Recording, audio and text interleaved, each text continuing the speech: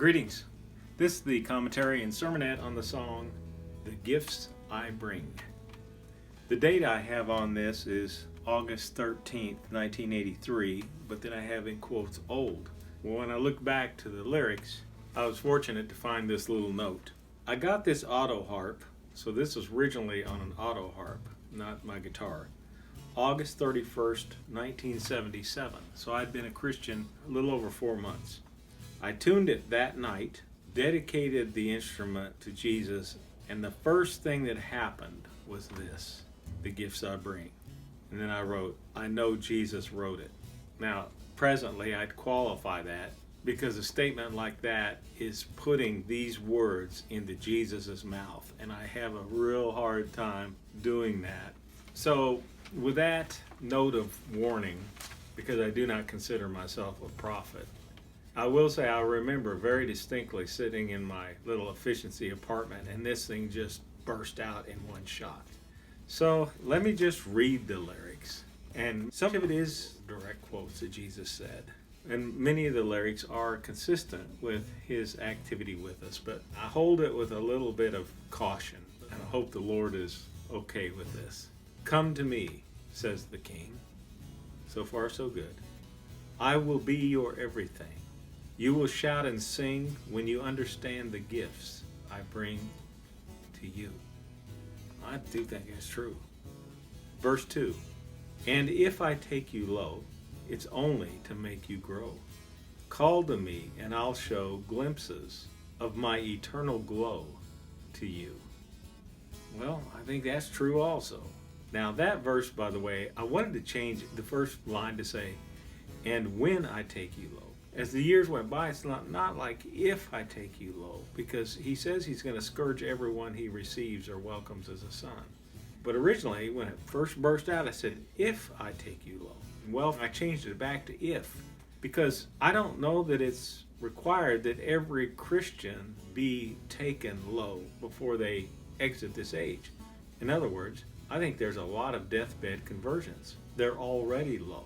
They're not being taken lower in order for corrective behaviors to occur as they come through it, like disciplines would be, or testings might be, or other things that many of us do go through. So I left it as if, because it can be like the thief on the cross. Of course, he did have his legs broken after his profession of faith, so he did go lower, but it wasn't where he would be through on the other side, because in Hebrews it talks about this discipline of God. Afterwards, it produces the peaceful fruit of righteousness. Well, people that make a profession and then exit, there isn't that activity on the other side of this low point. So I left it as if I take you low.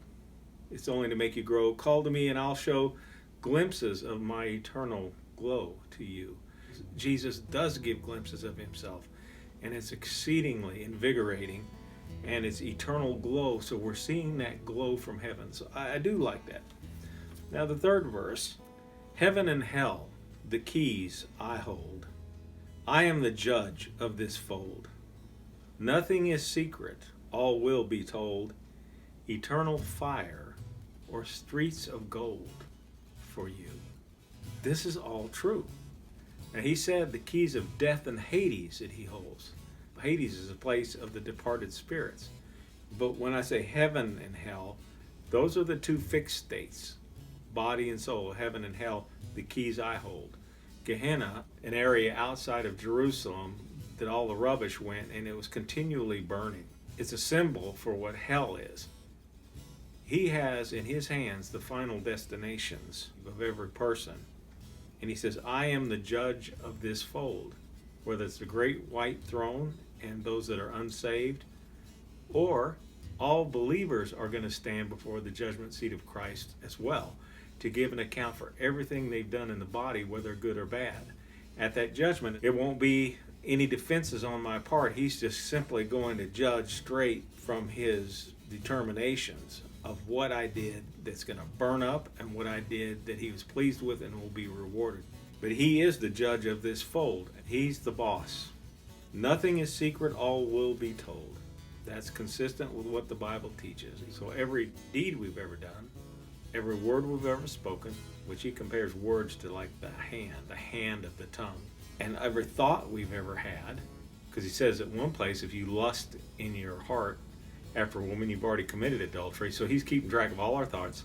And he says, even the secrets of men's hearts, it will all be exposed on that day. Nothing is secret, all will be told. Eternal fire or streets of gold for you. So then I come back to the first verse and just repeat it. So come to me, says the king. I will be your everything. And ultimately, he does become our everything. The more and more that we can have that reality in our life presently, the more healthy we are, the more peace we have, the more contentment we have, because he's enough. But when it comes to the crunch time where it's just you and you're staring death in the face, it's going to be you and him. He's going to be everything. And our entire hope will be confidence that he did indeed rise from the dead, and he's got us, and we're passing through. To be absent from the body will be to be present with the Lord. That's why he said at one point, everyone who lives and believes in me will never die. And his enemies charged him with, well, he said we never taste death. He didn't say anything about not tasting it.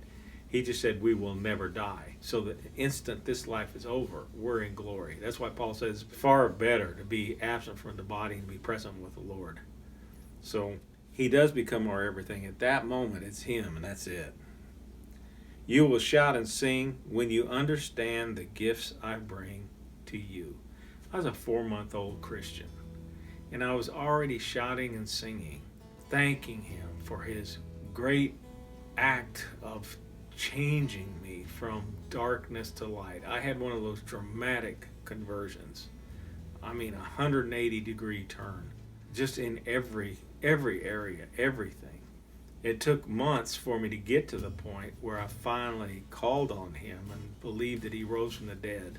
And it was a tremendous time of struggle, but I'd compare that to just the first birth. You have that period in your mother's womb, and the mom has a lot of trouble many times.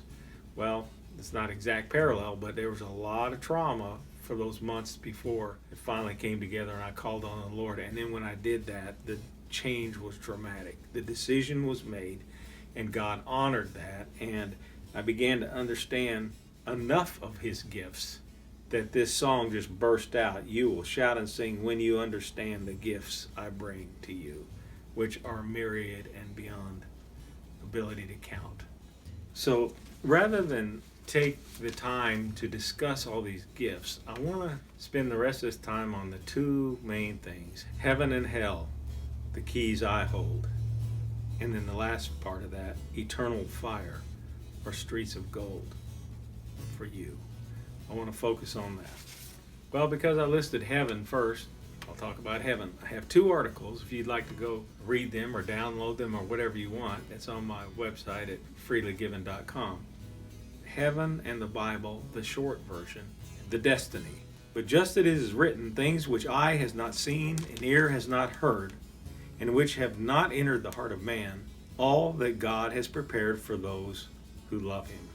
If you go through that statement again, nice and slow, it'll become clear that each person who loves the God of the Bible is destined for treasure untold. This treasure begins now, but he also informs us of a certain coming afterlife and its abode, which we generally refer to as heaven. On the last day, he tells us that all the bodies are going to be raised and reunited with their spirits. So those who are now in paradise, their body will be resurrected, put back together, for lack of a better way to state it, and then heaven is the destiny. The same is opposite with those who are in Hades, disembodied spirits, their body resurrected, put together, and they will go into hell. God compares this current in heavens and earth to clothing. All of them will wear out like a garment. Like clothing, you will change them, and they will be changed. The heavens will pass away with a roar, and the elements will be destroyed with intense heat, and the earth and its works will be burned up. But according to his promise, we are looking for a new heavens and a new earth in which righteousness dwells. He's going to recreate where it's a right place. The curse of death and all accolades of injury, disease, calamity, etc. will be forever expunged from this new physical environment, never to return. That's what heaven is about. Already we are in territory beyond comprehension, but rather than focus on this coming physical environment, I want to spend time on our own personal situation. Our current situation. Every good thing bestowed and every perfect gift is from above, coming down from the Father of lights. Each positive thing that brings joy, satisfaction, or fulfillment finds its root in God. For example, the joy one gains from learning or exploring is a gift from God.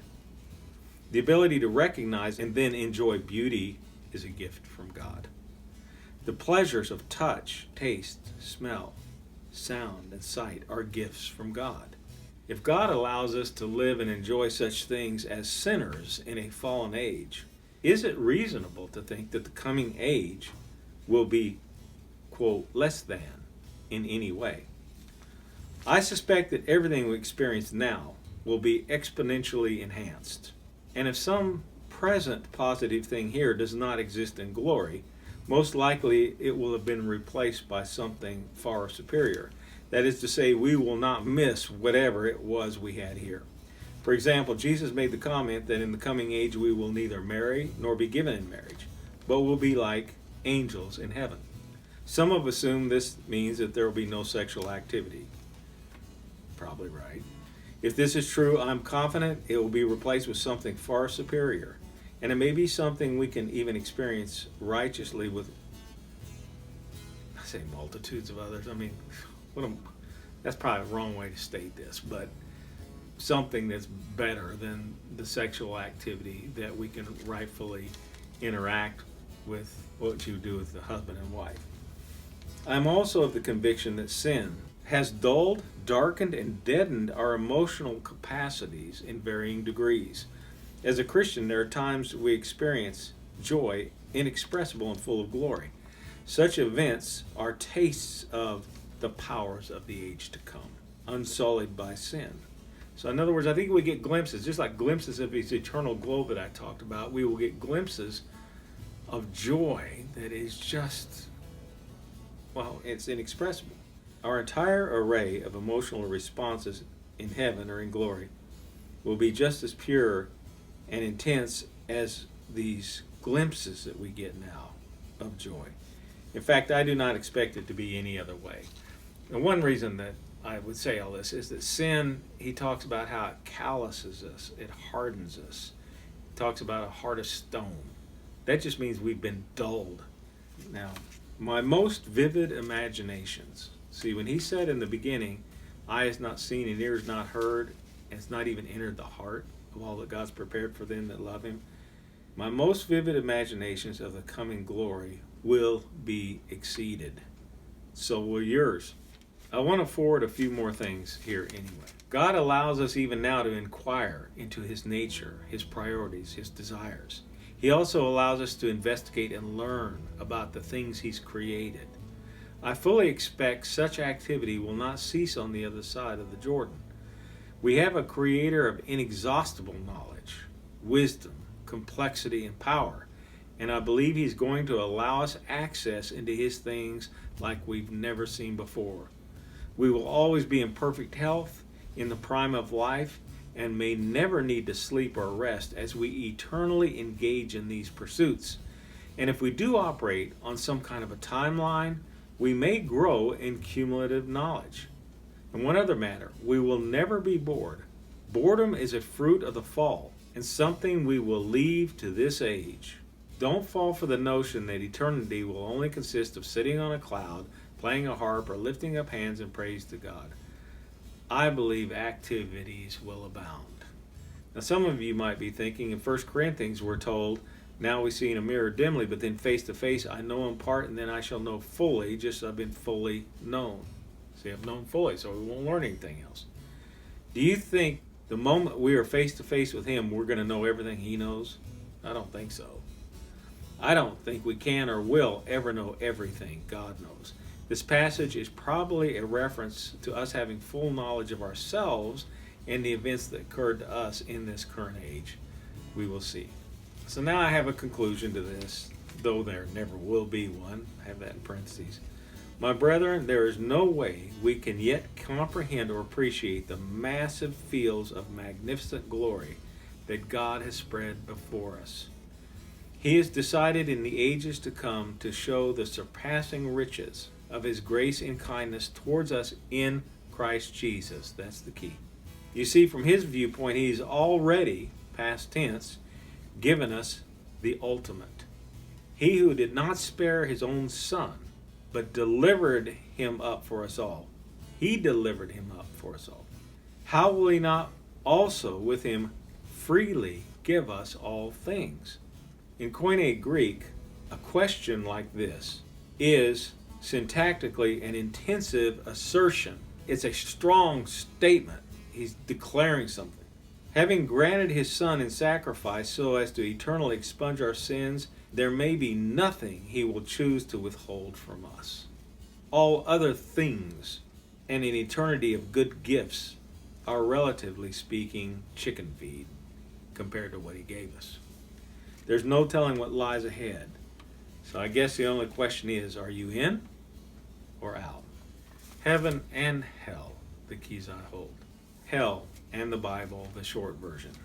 Then He will also say to those on His left, "Depart from me, accursed ones, into the eternal fire, which has been prepared for the devil and his angels. And these will go away into eternal punishment, but the righteous into eternal life." This is a subject that causes me no pleasure, but neglecting it would be an act of hatred. When Paul met with the elders of Ephesus for the last time, this was one of his comments: "For I did not shrink from declaring to you the whole purpose of God." While I'd never compare myself to Paul in either knowledge or faithfulness, my personal failings in living up to a higher Christian level do not give me license to withhold this material from you. Also, do not fall for the gloss that God made hell for the devil and his angels as though it was never intended for man. It has always been the destination for unredeemed man. This final destination has never been an afterthought by God for people outside of Christ, like a sad unintended consequence for fallen man. Don't fall for that softening of this reality. It's only a way for Christians to somehow defend God and soothe their own conscience. See, like, He didn't really make it for us. It's a way to soothe their own conscience about faithfully and confidently sharing this matter with their audience. They think it makes God and them look more loving and compassionate, etc., on this horrendous matter. And I call it a horrendous matter. My next paragraph says 1 + 1 = 2. My opinion about this fact, one way or the other, has absolutely no bearing upon it. 1 + 1 does equal 2. The only exception would be one man, one female, 1 + 1, they get married, one flesh, that's 1. But in simple mathematics, 1 + 1 = 2. So also, if heaven and hell are indeed the coming eternal states, my opinion about this, one way or the other, will have absolutely no impact on the reality. Of course, the same is true of your opinion. Now, this reminds me of a discussion I had with my dad a couple of years before he died. He had begun a serious Bible study after he retired, so he spent a good part of his last 20 years wrestling through the varied subject matters. And one that was a recurring stumbling block for him was the issue of the born-again Christian. To hear that the only people who are Christians are those who have been, quote, born again, was very difficult for him. The primary reason was because his mother had been a faithful Catholic and died as such. For my dad to think that his mother may not be a, quote, born-again Christian caused recoil. She had probably never even heard of such a thing in the Catholic Church at that time. Finally, one day all this came to head, and he said to me in an uncharacteristically sarcastic manner, "I guess you're one of those who believe the only Christian is one who has been, quote, born again, right? Is that your opinion?" My response was immediate. My opinion? Who cares about Robin's opinion? I'm not the one who brought it up. After a moment, we both started laughing. We never discussed this again, and I hope he was able to entrust his mother's fate to God and concentrate more fully on his own relationship with the Maker of heaven and earth. Now, I'm going to come back to this point in a minute. There's a reason why I talked about that here. The bottom line on hell. Hell is a physical place void of any of the goodness of God. Nothing that brings joy, pleasure, or satisfaction will ever be there. The only thing present will be torment. The only thing I might add to that, I think people will be continually sinning, and the angels continually sinning, which is its own torment. There is ample biblical material attesting to the validity of these last three statements, and I'll come to those in just a moment.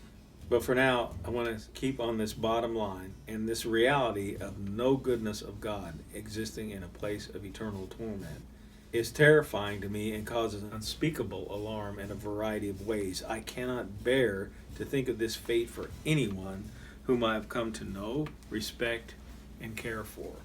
And the truth is, because of the number of people I have come to know and respect and really care for, if I was in a completely different setting and situation and as a completely different group of people, those same dynamics would be a part of my life.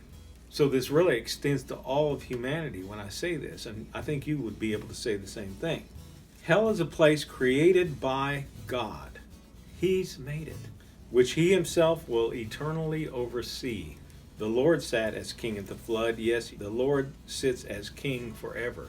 See, when the earth was completely engulfed in the universal flood of Noah's day, God sat as king of it. He oversaw it. The same is true of hell. God is hell's king, not Satan. Indeed, this place is designed for His punishment and all the angels who followed Him in His rebellion. Additionally, the goats on the left, which is in Matthew 25 that I started this with, will be sentenced to this place. People declared on Judgment Day as outside of Christ. That's the goats on the left. Satan is actually going to have the worst place in hell. For people to think that Satan is going to be the king of hell and he's inflicting torment is completely error. He is going to be in the worst place because he is the one that has sinned the most. Now I'm going to summarize this next part about personally. And what I go into is that one reason I've had great urgency in becoming educated on this matter is because of the destiny of the believer. We're going to be standing with Jesus Christ at the judgment, and we're going to be judging with Him, and it'll be eternal judgments that are handed out. We'll go through our own judgment with Him first of all, and somehow we're going to be completely confirmed in righteousness because we must have the same convictions as God does on all matters, great and small. I'm not there yet, and that's why I pray that the Lord helps me to see the way He sees, think the way He thinks, feel the way He feels. I cannot get there apart from miracles from Him to make me that way, because I am not that way. How in the world can I judge unbelievers in front of me, and even judging the angels, as Paul tells us, if I am not shoulder to shoulder with Him? So that is my primary reason for being so intense with all these matters, because you're either going to be shoulder to shoulder with Him or you're going to be in front of Him, and there's no hope for you if you're in front of Him. When I was on staff at a Christian drug rehabilitation program, there was a client named Lewis, and he was asking a lot of questions about the Bible. One afternoon he was quizzing the director and I as we were standing in the parking lot. Well, after several inquiries, I drew back and I asked, "Lewis, why are you so interested in all this?" Without hesitation, he replied, "I want to be saved from God." The director and I looked at each other and laughed. I responded, "Lewis, that's a very good answer. After all, it was Jesus, the good teacher, who said, 'My friends, do not be afraid of those who kill the body, and after that there's no more that they can do. But I will warn you whom to fear. Fear the one who, after he has killed, has authority to cast into hell. Yes, I tell you, fear him.'" So concerning this subject of hell, well, let me just say, I'm not the one who brought it up. That goes back to my story with my dad, being born again to be a Christian. I'm not the one who brought that material up. As I've wrestled and thought on this entire matter, I've come to some loosely held thoughts or conclusions, whatever you want to call it. He says in Ezekiel that he takes no pleasure in the destruction of the wicked. He would that everyone turn and live.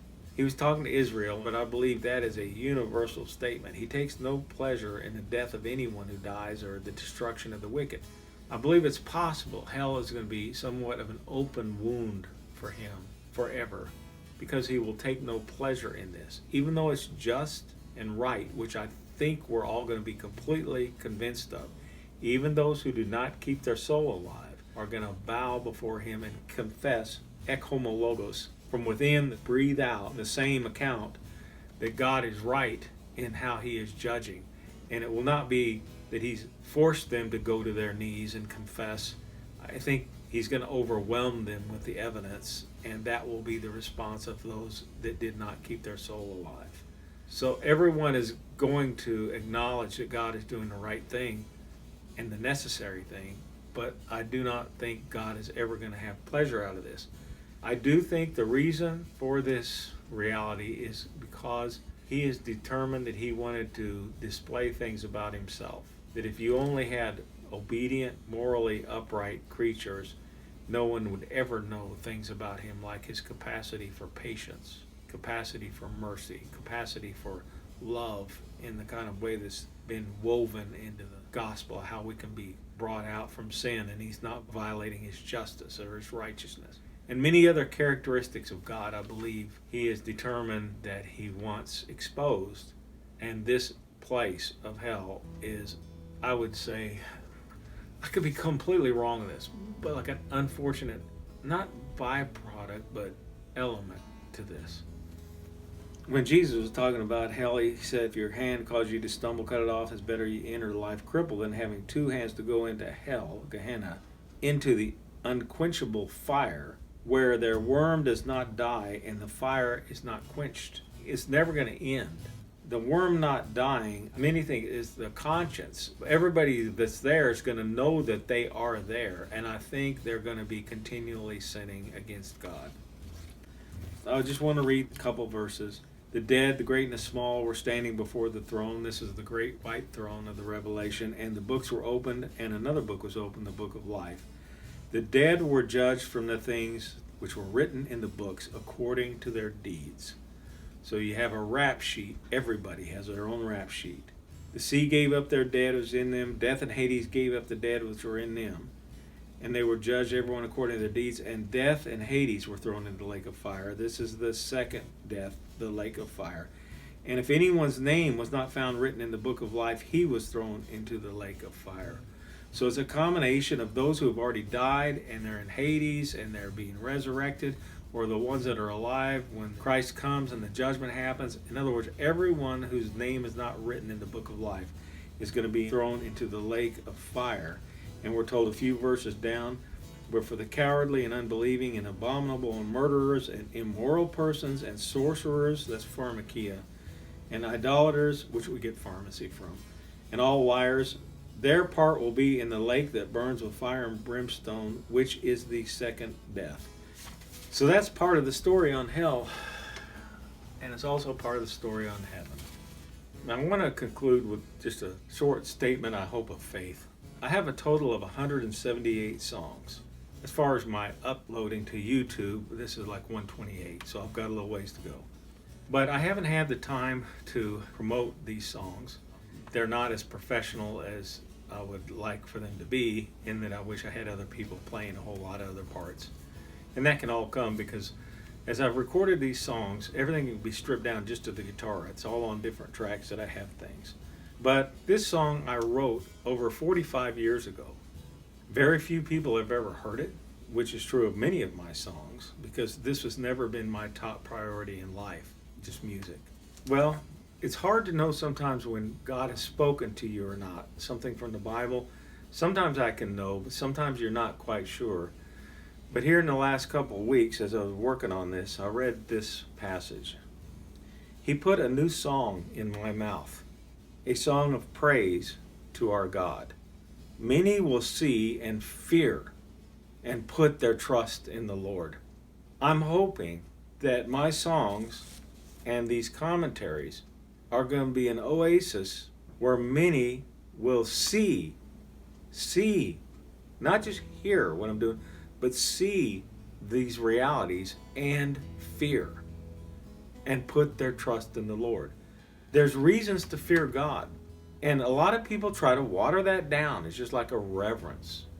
You don't have reverence for the one who, after he's killed, has the authority to cast you into hell. No, fear the one who, after he has killed, has authority to cast into hell. Yes, I tell you, fear him. By the grace of God and the power of God, I want my presentation of God to be, like Paul said, one where I do not shrink from declaring the whole counsel of God. I believe he wants us to know these things, or else he wouldn't have shared them. And my great confidence, as I've looked at this matter, is, Lord, all the people that you let me meet and that I'm around, when I'm talking to them about any of these matters, all I'm doing is adding judgment to them if they don't get saved. You didn't send Jesus to damn the world. We're already damned, but in order that we might be saved. Father, you alone understand what Jesus went through in this life. He obeyed you perfectly, knowing it was marching him straight into a Roman cross. So I'm asking that you reward the work of your Son by giving him every person I ever have any contact with in these matters. And it is beneficial and profitable and right that we share the whole counsel of God with people. You never know what parts of this they need to hear in order to begin this turn that needs to happen and to get right with him. And so that's basically it.